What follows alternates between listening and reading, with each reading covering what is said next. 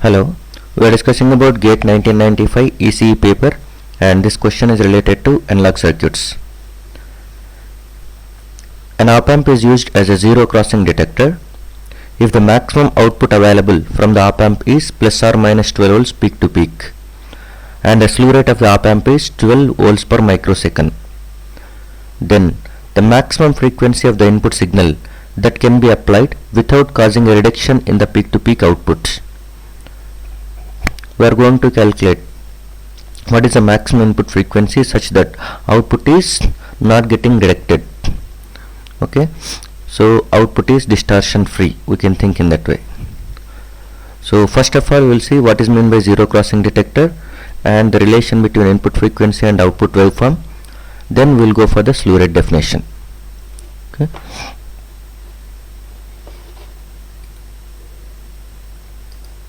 So if you are looking at this one, zero crossing detector, a simple operational amplifier with open loop, can be treated as a comparator that can act as zero crossing detector if one of the terminal is connected to ground. So there are two cases you can connect, either inverting terminal towards ground or non-inverting towards ground. By that time they will be acting as zero crossing detectors. So always op-amp with open loop or op-amp with positive feedback can act as zero crossing detector if the reference voltage is connected at 0 volts. So if you look at this first diagram, case A, at that time inverting terminal is connected to ground and this is non-inverting terminal is connected with the input signal. So whatever the signal you are applying, okay, if the non-inverting terminal voltage dominates over inverting terminal voltage, then the output is plus VCC. Every op-amp will be having two power supplies, one is nothing but plus VCC, the other is minus VCC. So operation of this comparator is nothing but V0 will be equal to plus VCC if voltage at non-inverting terminal is going to be dominating voltage at inverting terminal. That is, voltage at non-inverting terminal is more positive than inverting terminal. Otherwise V0 will be minus VCC. That is, if voltage at non-inverting terminal is less positive than voltage at inverting terminal. So by this time if you are applying a voltage, let us assume this is going to be having some positive value. For that positive value which is greater than 0, so your output will be at high condition. Okay, during this portion it is positive values, so that in non-inverting terminal dominates, output is at high, and during this one the voltages are going to be negative, so that inverting terminal dominates, you are getting the low voltage as output, that is minus VCC. You will get only two possibilities, either positive saturation or negative saturation voltages. And it is completely opposite. Here non-inverting terminal is connected ground, so if the inverting terminal voltage is negative, then non-inverting terminal dominates. So for the input side negative values, you will get positive you will get the plus VCC. So this is for negative, you are going to be getting plus VCC, that is positive saturation, and for positive values you will get the minus VCC. It is opposite. Now this way the circuit operates, but the relation between input frequency and output, now we will see. Instead of general signal, if you apply a sinusoidal signal, what you can expect? So this is a simple op-amp under open loop with non-inverting terminal connected to ground, and you are applying an sinusoidal signal across the inverting input terminal. So during this one, this is positive half cycle. During positive half cycle all the values are going to be positive, so that inverting terminal is at positive voltage and non-inverting terminal is at ground. So inverting terminal dominates, the output will be at minus V saturation or minus VCC.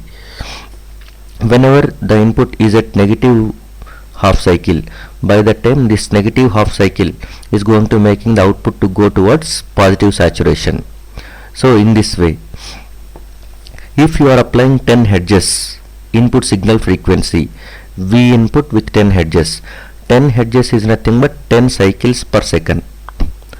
So within 1 second you are getting 10 complete cycles, and each cycle is going to be having, this is one complete cycle, and each cycle is having a zero crossing from positive to negative half whenever it is moving from. Otherwise, whenever it is moving from negative to positive, you can think in this way. Every cycle is going to be consisting of, okay, one positive to negative fluctuation. And if you are going with 10 hedges, at that time 10 times you are going to be getting these changes. So 10 times the output will change from plus V saturation to minus V saturation. And if you are going with 100 hedges, at that time that will go towards 100 times changes. If you are going with 1 megahertz, that is 10 power 6 cycles per second. Within 1 second, 10 power 6 times the output has to change. So the rate of change of output is directly proportional to the input frequency. So how many times the output has to change, that is totally depending on input signal frequency if you are applying a sinusoidal signal.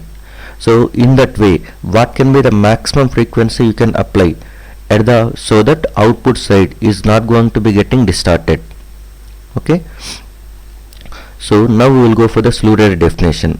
Slew rate is going to be defined as the rate of change of output voltage. Rate of change of output voltage. Slew rate is going to be specified by the manufacturers. By that time you can understand it as, this is the maximum rate of change of output voltage.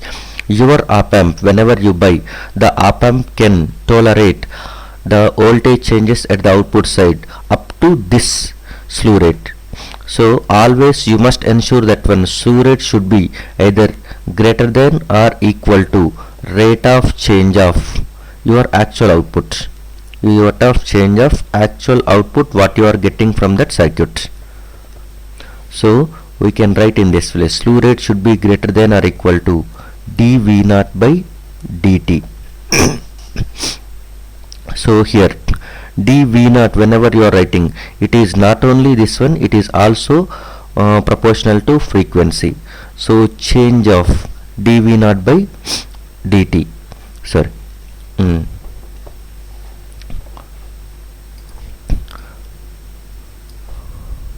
So this is slew rate must be greater than dV0 by dt, and this dV0 by dt is going to be calculated based on the V0 peak to peak, V0 peak to peak, that is how much it is going to be changing. V0 peak to peak is nothing but this is V0 peak to peak into how many times it is changing depending on the frequency, so that you have to write it as omega. Omega is nothing but angular frequency. So slew rate should be greater than or equal to V0 peak to peak multiplied by 2 pi f. Okay. From this one, already it has given that one slew rate is 12 volts per microsecond. 12 volts per microsecond, and it should be greater than or equal to V0 peak to peak is given as 12 volts into 2 pi f. So 12 volts per microsecond, this microsecond if you take numerator side, at that time this is 12 into 10 power 6, it will become volts per second. Okay, and it should be greater than or equal to 12 into 2, that is nothing but 24, it will become 24 f. So you can write it as now f has to be smaller than or equal to 12 by 24 pi. 24 pi is missed over here. 24 pi into 10 power 6. So frequency can be calculated as f is going to be less than or equal to 1.59 kilohertz. So this is a maximum frequency. F maximum is nothing but 1.59 kilohertz. If you apply up to 1.59 kilohertz sine wave at that time, okay, you will get the proper outputs without distortion. If you are applying more than this one, the output will get deteriorated. Okay, output will be reduced. So the right answer for this question is 1.59 kilohertz. Thank you.